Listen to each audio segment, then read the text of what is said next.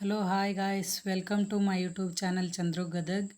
ಎಲ್ಲರೂ ಹೇಗಿದ್ದೀರಾ? ಎಲ್ಲರೂ ಚೆನ್ನಾಗಿದ್ದೀರಾ ಅಂತೇಳಿ ಇವತ್ತಿನ ವಿಡಿಯೋ ಸ್ಟಾರ್ಟ್ ಮಾಡೋಣ. ವಿಡಿಯೋ ಸ್ಟಾರ್ಟ್ ಮಾಡೋಕ್ಕಿಂತ ಎಲ್ಲ PUC ವಿದ್ಯಾರ್ಥಿಗಳು ರಿಸಲ್ಟ್ ಬಂದಿರುತ್ತೆ, ಅವರೆಲ್ಲರಿಗೂ ಕಂಗ್ರ್ಯಾಚುಲೇಷನ್ ಅಂತ ಹೇಳ್ತಾ, ನೀವು PUC ನಂತರ ಯಾವ ಕೋರ್ಸ್ ಮಾಡಿದರೆ ಬೆಸ್ಟ್, ಯಾವ ಕೋರ್ಸ್ ಮಾಡಿದರೆ ನಮಗೆಲ್ಲ ಬೆಟರ್ ಆಗುತ್ತೆ ಮತ್ತು ಕಂಫರ್ಟ್ ಅನಿಸುತ್ತೆ ಅನ್ನೋ ಎಲ್ಲ ವಿದ್ಯಾರ್ಥಿಗಳಿಗೆ, ಕನ್ಫ್ಯೂಸ್ ಆಗಿರೋ ವಿದ್ಯಾರ್ಥಿಗಳಿಗೆ ನನಗೆ ತಿಳಿದಿರೋ ಮಾಹಿತಿಯನ್ನು ಕಂಪ್ಲೀಟಾಗಿ ನಿಮಗೆ ಹೇಳ್ತಾ ಹೋಗ್ತಿದ್ದೀನಿ.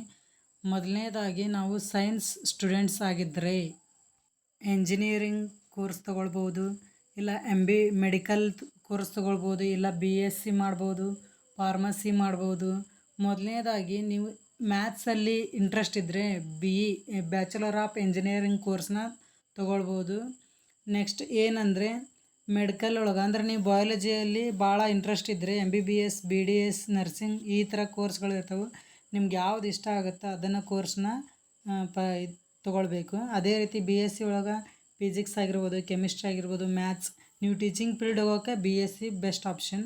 ಇಲ್ಲ ನಾನು ಫಾರ್ಮಸಿ ಒಳಗೆ ಹೋಗ್ತೀನಿ ಅಂದರೆ B.Pharm, D.Pharm ಅಂತ ಇರ್ತಾವಲ್ಲ, ಈ ಕೋರ್ಸಲ್ಲಿ ಯಾವುದಾದ್ರೂ ಕೋರ್ಸ್ ತೊಗೊಂಡ್ರು ನಿಮ್ಗೆ ಸೈನ್ಸ್ ಸ್ಟೂಡೆಂಟ್ಗೆ ತುಂಬಾ ವ್ಯಾಲ್ಯೂ ಇದೆ. ನೀವು ಯಾವ ಕೋರ್ಸ್ ಮಾಡಿದ್ರು ಬೆಟ್ರೆ.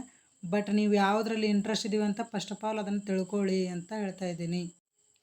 ಎರಡನೇದಾಗಿ ಏನು ಹೇಳ್ತಿದ್ದೀನಿ ಅಂದರೆ, ನೀವು ಕಾಮರ್ಸ್ ಸ್ಟೂಡೆಂಟ್ಸ್ ಆಗಿದ್ದರೆ, ನೀವು ಕಾಮರ್ಸ್ ತೊಗೊಂಡಿದ್ರೆ BCom, BBA, CA, banking and finance ಕೋರ್ಸ್ಗಳು ಲಭ್ಯವಾಗಿರ್ತವೆ. ಇದರೊಳಗೆ ನೀವು BCom ತೊಗೊಂಡ್ರೆ ಜನರಲ್ BCom ಇರುತ್ತೆ, ಮತ್ತು ಇಲ್ಲ CS ಇರುತ್ತೆ, BCom CS ಇರುತ್ತೆ. ನೀವೇನಾದರೂ ಕಾಲೇಜಲ್ಲಿ ಅಡ್ಮಿಷನ್ ಮಾಡಬೇಕಾದ್ರೆ ಕೇಳಿ ಕ್ಲಿಯರಾಗಿ ಅಡ್ಮಿಷನ್ ಮಾಡಿಕೊಳ್ರಿ. ಯಾಕಂದ್ರೆ ಜನರಲ್ ಆಗಿರುತ್ತೆ, ಒಂದು ಕಡೆ CS ಇರುತ್ತೆ. ನೆಕ್ಸ್ಟ್ BBA ಬಿಸ್ನೆಸ್ ಅಡ್ಮಿನಿಸ್ಟ್ರೇಷನ್ ಅಂತೇಳಿ ಅದೊಂದು ಕೋರ್ಸ್ ಇರುತ್ತೆ. ಇನ್ನು CA ಮಾಡೋರಿದ್ದರೆ ಚಾರ್ಟರ್ಡ್ ಅಕೌಂಟ್ ಅಂತೇಳಿ ಗೊತ್ತಿರುತ್ತಲ್ಲ, ಅದು ಕೋರ್ಸ್ ಇರುತ್ತೆ.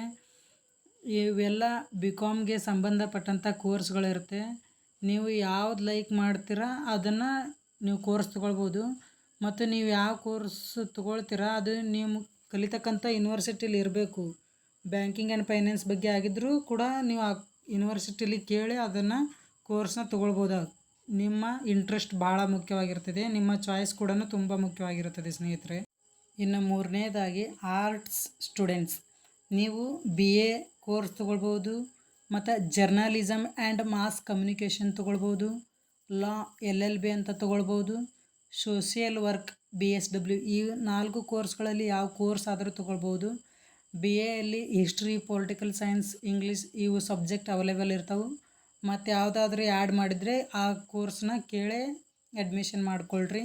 ಅದೇ ರೀತಿ ಜರ್ನಲಿಸಮ್ ಆ್ಯಂಡ್ ಮಾಸ್ ಕಮ್ಯುನಿಕೇಷನ್, ನಿಮ್ಗೆ ಗೊತ್ತಿರೋ ಹಾಗೆ ಯಾರು ಕಮ್ಯುನಿಕೇಷನ್ ಜಾಸ್ತಿ ಕಮ್ಯುನಿಕೇಟ್ ಮಾಡ್ತಾರೆ ಈ ಒಂದು ಕೋರ್ಸ್ನ ಮಾಡ್ಬೋದು. ಅದೇ ರೀತಿ ನಿಮ್ಗೆ LLB ಮಾಡೋ ಇಂಟ್ರೆಸ್ಟ್ ಇದ್ದರೆ ಇದನ್ನು ಮಾಡ್ಬೋದು.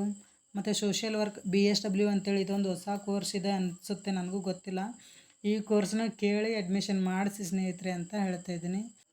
ಎಲ್ಲ ವಿದ್ಯಾರ್ಥಿಗೆ ಇನ್ನೊಂದು ಕಿವಿ ಮಾತು ಏನಂದರೆ, ಇದು ನಿಮ್ಗೆ ಬೋನಸ್ ಟಿಪ್ ಅಂತ ಅಂದ್ಕೊಂಡಿರ್ಬೋದು, ಇಲ್ಲ ಇಂಪಾರ್ಟೆಂಟ್ ಅಡ್ವೈಸ್ ನನ್ನ ಕಡೆಯಿಂದ. ಏನಪ್ಪ ಅಂದರೆ, ಬೇರೆಯವರು ಅಥವಾ ನಿಮ್ಮ ಫ್ರೆಂಡ್ಸ್ ಏನು ಮಾಡ್ತಾರೆ ನಾವು ಅದನ್ನು ಮಾಡೋಣ ಅಂಥೇಳಿ ಯಾವತ್ತು ಈ ನಿರ್ಧಾರ ತೆಗೆದುಕೊಳ್ಳೋಕೆ ಹೋಗ್ಬೇಡ್ರಿ ಸ್ನೇಹಿತರೆ. ಯಾಕಂದ್ರೆ ನಿಮ್ಗೆ ಯಾವುದ್ರೊಳಗೆ ಇಂಟ್ರೆಸ್ಟ್ ಐತಿ ಮತ್ತು ನಿಮ್ಗೆ ಯಾವ ಸ್ಕಿಲ್ ಇದೆ ಅದ್ರ ಮೇಲೆ ನೀವು ಯಾವ ಕೋರ್ಸನ್ನು ತೊಗೊಳ್ಬೋದು ಅಂಥೇಳಿ ಆಯ್ಕೆ ಮಾಡ್ಕೊಳ್ಳಿ. ನಮ್ಮ ಫ್ರೆಂಡ್ಸ್ ಇದನ್ನು ಮಾಡ್ತಿದ್ದಾರೆ ನಾನು ಇದನ್ನು ಮಾಡಬೇಕು ಅಂತ ಯಾವತ್ತೂ ನಿರ್ಧಾರ ತೆಗೆದುಕೊಳ್ಳೋಕೆ ಹೋಗ್ಬೇಡ್ರಿ. ಯಾವ ಕೋರ್ಸ್ ಮಾಡಿದ್ರೂ ಅದರದ್ದೇ ಆದಂಥ ವ್ಯಾಲ್ಯೂ ಇರುತ್ತೆ. ಕೊನೆಯದಾಗಿ ಹೇಳೋದೇನೆಂದರೆ ಸ್ನೇಹಿತರೆ, ನೀವು PUCವರೆಗೂ ಬಂದಿದ್ದೀರಂದರೆ ಇದೇನು ಸಾಮಾನ್ಯವಾದದ್ದಲ್ಲ. ತುಂಬ ಪರಿಶ್ರಮದಿಂದ ಮತ್ತು ನಿಮ್ಮ ನಂಬಿಕೆಯಿಂದ, ನಿಮ್ಮ ಪರಿಶ್ರಮದಿಂದ ಬಂದಿರ್ತೀರ. ಇದೇ ರೀತಿ ಸಾಗ್ರಿ ಅಂತ ಹೇಳ್ತಾ, ಇನ್ನೊಂದೇನೆಂದರೆ, ನೀವೇನಾದರೂ ಇವಾಗಲೇ ಕಾಂಪಿಟೇಟಿವ್ ಎಕ್ಸಾಮ್ಗೆ ಪ್ರಿಪೇರ್ ಆಗ್ತಿದ್ರೆ ತುಂಬ ಒಳ್ಳೆಯದು. ನೀವು ಡಿಗ್ರಿ ಜೊತೆಗೇ ಕಾಂಪಿಟೇಟಿವ್ ಎಕ್ಸಾಮ್ಗೆ ಓದ್ಕೊಳ್ರಿ, ನಿಮ್ಗೆ ತುಂಬಾ ಹೆಲ್ಪ್ ಆಗುತ್ತೆ. ಅಂದರೆ ಡಿಗ್ರಿ ಮುಗಿಯೋದ್ರೊಳಗಡೆ ನಿಮಗೆ ಈ ಜಾಬ್ ಆಪ್ಷನ್ಸ್ ಸಿಗೋದು ಸಾಧ್ಯತೆ ತುಂಬ ಹೆಚ್ಚಿರುತ್ತೆ. ಅದಕ್ಕೆ ಹೇಳೋದು. ಇಲ್ಲಿವರೆಗೆ ನೋಡೋದಕ್ಕೆ ತುಂಬ ಧನ್ಯವಾದಗಳು. ಇದೇ ರೀತಿ ನೋಡ್ತಾ ಇರ್ರಿ ಅಂತ